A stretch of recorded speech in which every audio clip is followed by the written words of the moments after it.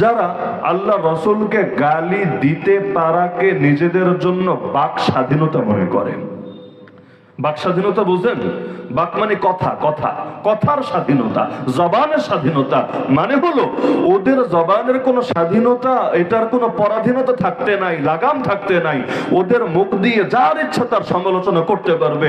এই গণতন্ত্র যেমন শেখায় তুমি সাধারণ নাগরিক হয়েও সরকারের সমালোচনা করতে পারবা, প্রধানমন্ত্রীর সমালোচনা করতে পারবা, রাষ্ট্রপতির সমালোচনা করতে পারবা, এটা তোমার সাংবিধানিক অধিকার। তো একইভাবে এই অধিকার নিতে নিতে আল্লাহ এবং তার রাসূলের ব্যাপারেও নিয়ে গিয়েছে। এমনকি আপনারা তো দেখার কথা, এই মাত্র কয়েকদিন আগে এক নাস্তিক প্রকাশ্যে ভিডিও বানিয়ে কোরআনের পৃষ্ঠা ছিঁড়ে ছিঁড়ে সে চ্যালেঞ্জ দিয়েছে গোটা মুসলিম জাতিকে যে হে বাঙালি মুসলিম জাতি, তোমরা যদি জাফর ইকবালের বই ছেড়ো ঢাকার বুকে তাহলে ঠিক আছে, সেটাকে তোমরা তোমাদের স্বাধীনতা হিসাবে প্রচার করবা যে জাফর ইকবালের বই কিনেছি নিজেদের টাকা দিয়ে, ছিড়বো, এটাও আমাদের ইচ্ছা হয়েছে, ব্যাস, এখানে কারো কিছু বলার অধিকার নাই।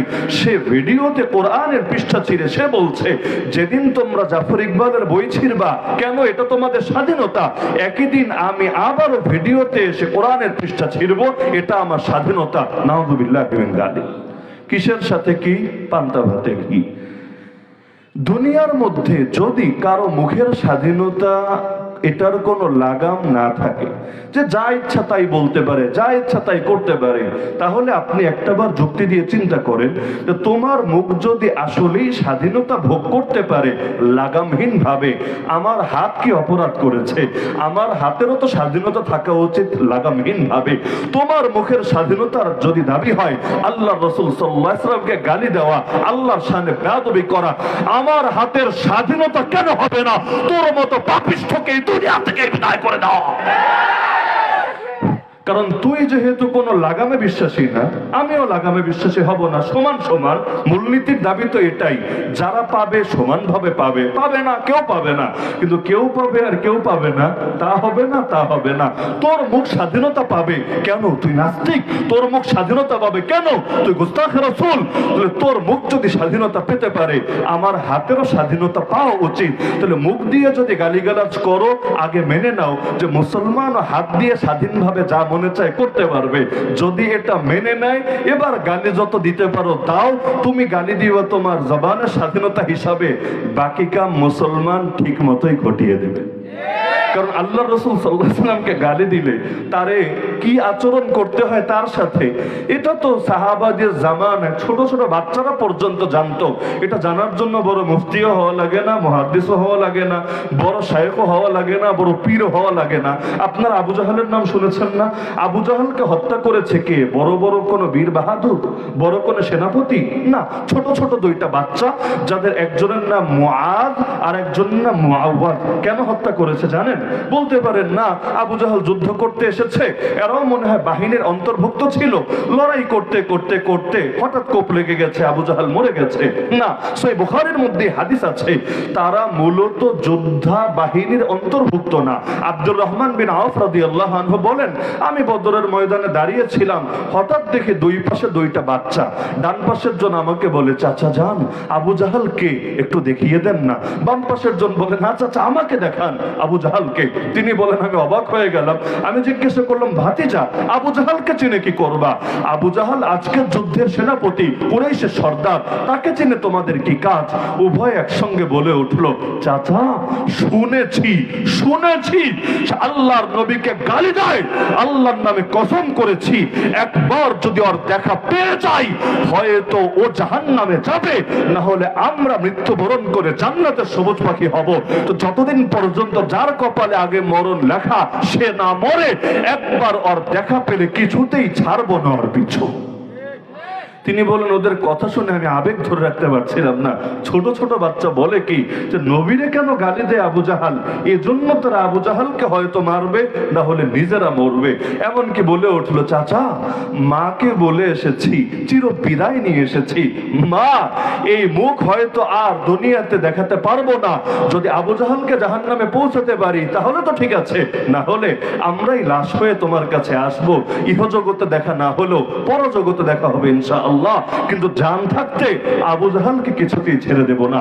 আব্দুর রহমান বিন আওফ বলেন, তার কথা শুনে নিজের আবেগ আর ধরে রাখতে পারি নাই, আমি নিজের অজান্তে ইশারা দিলাম, ভাতিজা ওই যে ঘোড়ার উপর এক সওয়ার দেখতে পাচ্ছ, সেই আবু জাহাল, সেই আজকের যুদ্ধের নেতা।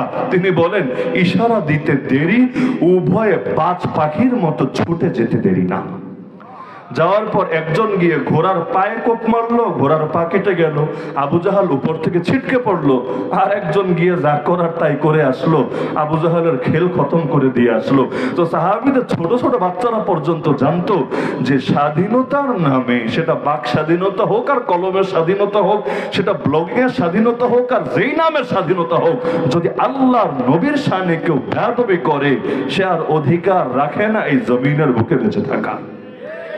এমনকি এগুলো কোনো ইখতিলাফি মাসালা না, মাথায় রাখবেন এটা, যে এটা মনে হয় হানাফি মাযহাবের মত না শাফিঈ মাযহাবের মত, এটা আহলে হাদিসের মত নাকি যারা মাযহাব মানে তাদের মত, এটা আলিয়ার হুজুরদের মত না কওমি হুজুরদের মত, এটা যারা তাবলীগ করে তাদের মত না যারা পীর সাহেবের মুরিদ তাদের মত। আরে যারাই নিজেদেরকে মুসলমান বলবে এটা তাদের সকলের মত। এমনকি এর দায় যদি কারো উপর দেওয়া হয়, তাহলে এর দায় নিতে হবে সবাইকে, শুধু সব হুজুরকে না, প্রতিটা মুসলমানকে। এই যে মাওলানা জসিমউদ্দিন রহমানী সাহেব যে বের হলেন কয়েকদিন আগে, তিনি যে জেল খেটেছিলেন কি মামলায়? মামলা কিন্তু এটাই, তিনি কেন তার বইয়ের মধ্যে লিখেছেন, কাউকে আদেশ দিয়েছেন ইন্ডিভিজুয়াল, এটাও মামলা না, আপনি মামলার ধারা পড়ে দেখেন। তার মামলা হলো বইয়ের মধ্যে তিনি কেন এই ফতোয়া দিয়েছেন যে যারা নবীকে গালি দেয় তারা পৃথিবীতে বেঁচে থাকার অধিকার হারিয়ে ফেলে। হ্যাঁ, যদিও এই শাস্তি বাস্তবায়নের মূল দায়িত্ব হলো রাষ্ট্রের, মূল দায়িত্ব রাষ্ট্রের, সন্দেহ নাই, কিন্তু কোরআনে আল্লাহ জানিয়েছেন, আইনামা সুকিফু উখিযু ওয়া কুতিলু তাকতিলা, যেখানে এই পাপিষ্ঠদেরকে পাওয়া যাবে, রাষ্ট্র যদি তার দায়িত্ব অবহেলা করে আর অন্য কেউ যদি এই কাজটা সমাপ্তি করে ফেলে, রাষ্ট্র পারে না তাকে মৃত্যুদণ্ড দিতে। আল্লাহ নবীর জামানে এক সাহাবী তার দাসীকে মেরে ফেলেছিল। কেন? সেই দাসী কবিতা বলে বলে নবীকে গালি দিত, বড় কবি ছিল। এই যুগেও যেমন বড় বড় কবিরা অনেকে নবীরা গালি দেয়, সে তার কবিতা বলে বলে নবীকে গালি দিত, কিন্তু দাসীর প্রতি সে আকৃষ্ট ছিল, সাহাবী চোখে দেখতো না, অন্ধ। তো বারবার বুঝিয়েছে, শোনো দাসী, আমি তোমাকে আসলে মনে প্রাণে ভালোবাসি, আমি চাই না তোমার ব্যাপারে করা হতে, খবরদার দ্বিতীয়বার আর নবীর শানে বেয়াদবি করবা না, তার শানে গুস্তাখি করবা না, না হলে আমি কিন্তু তোমাকে ছেড়ে কথা বলবো না। দাসী ভেবেছে আরে হুমকি দিয়েছে তাতে কি, সে তো আমার প্রেমে মজে আছে, ব্যাপার না, হয়তো বকাঝকা করবে, হয়তো একটু সত্য কথা শোনাবে, তাতে কি। তারপরও সে তার গালিগালাজ চালাতে থাকলো। এক রাতে সেই সাহাবী দাসী যখন ঘুমাচ্ছে, তাকে পরকালে পৌঁছে দিয়ে আসলো। পরের দিন সকালে বিচার বসলো, সবাই খুঁজছে আরে ব্যাপার কি, একটা মানুষ মদিনার মধ্যে এভাবে নিহত হলো, মারলোটাকে?